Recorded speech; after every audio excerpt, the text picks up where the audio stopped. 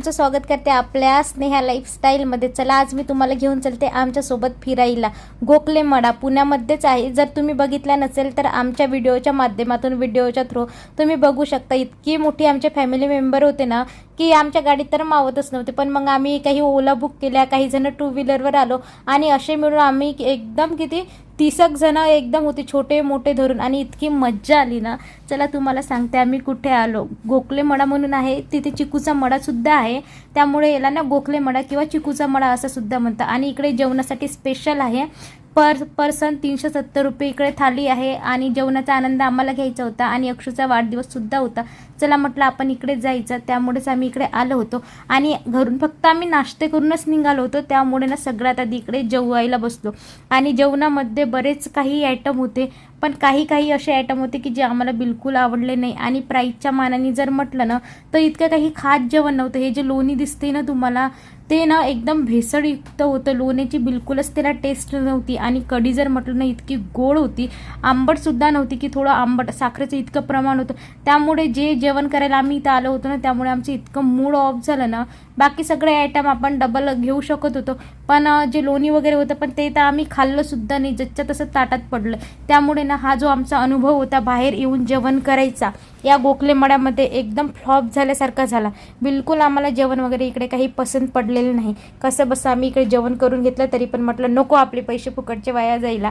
चला त्यानंतर इकडे अशा मस्त बाजा वगैरे टाकलेल्या होत्या, चला म्हटलं थोडा वेळ आपण इकडे बसून घ्यायचं। आणि इकडे सगळे मेंबर मस्त सावलीमध्ये बसले, काही जण झोपले, काही जण जेवण करत होते।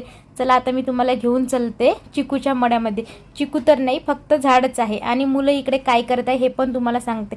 यांना बघून ना मला तर माझ्या लहानपणीचीच आठवण आली। मुलं इकडे ना अंधळी कोशिंबीर खेळत होते आणि इतकी सगळी फॅमिली, लेडीज, जेंट्स आम्ही सगळेजण होतो। आणि तुम्ही म्हणजे असं अनुभवू शकता की सगळेजण सोबत असताना किती मस्त आणि छान आनंद राहतो, हो की नाही। आणि मुलं तर बघा किती भारी खेळत आहे, चला तुम्हाला दाखवते।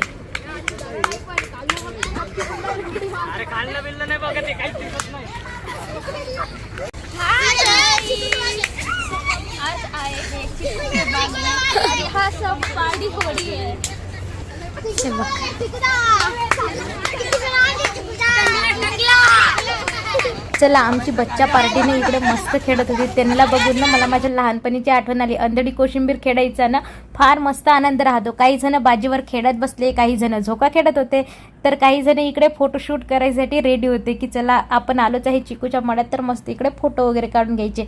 आम्ही पण थोडा वेळ बच्चा पार्टी घेऊन इकडे झोक्यावर बसलो, मस्त झोका वगैरे खेळून घेतला। आणि त्यानंतर आम्हाला बनवायचे होते काही व्हिडिओ। चला म्हटलं आपण मस्त रील्स बनवायच्या, बायांचे आपण बघतो इंस्टाग्रामवर म्हणा, यूट्यूबवर किंवा फेसबुकवर, त्याच पद्धतीचे आम्हाला बनवायचे होते। पण ही जे स्टेप आहे ना ती आम्हाला बिलकुल जमतच नव्हती। आणि गाणं आमचं असं होतं कि यूं ही कट जाएगा सफर साथ चलने से कि मंजिल आएगी नजर। आणि याच्यावर आम्हाला तर काही जमलं नव्हतं। मग या दोघ्या म्हटल्या, आमच्या नंदाचं हे माझ्या, की आम्ही दोघी करतो। मग त्यांना जमलं, आम्ही तर आऊट होऊन गेलो।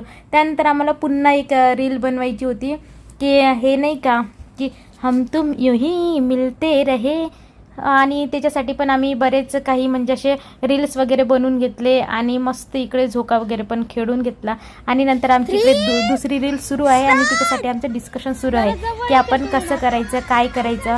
ताई तिकडे जाऊन बसल्या होत्या, तेव्हापर्यंत आम्ही डिस्कस केलं, व्हिडिओ वगैरे बनवून घेतला की आपल्याला या पद्धतीचा बनवायचा आहे।